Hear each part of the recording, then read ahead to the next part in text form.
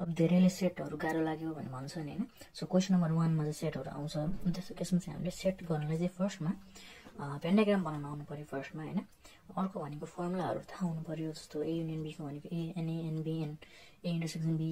त्यस्तै गरी n not को केसमा n not A n only B plus n A intersection B. यिनीहरू फर्मुलाहरू थाहा हुनु पर्यो। 2 सेट्सको लागि 3 सेट्सको लागि थाहा हुनु पर्यो हैन।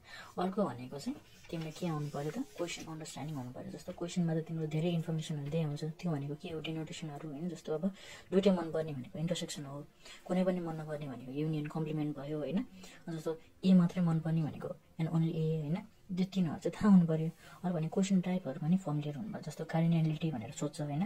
अर्को भनेको रेसियो दिएको हुन्छ, रेसियो निकाल भनेको हुन्छ। अर्को कम्पेयर गर भनेको हुन्छ, ओन्ली ए ओन्ली बी निकाल अथवा निदर बोथ हैन, कुनै पनि मन नपराउनेहरू निकाल भन्ने हुन्छ। सो त्यस्तो केसहरूमा चाहिँ हामीले फर्स्टमा क्वेसन अन्डरस्ट्यान्डिङ हुनु पर्यो हैन। के सोधेको क्वेसनले थाहा हुनु पर्यो। सेकेन्डमा क्वेसन टाइपसँग फर्मुलेट हुनु पर्यो।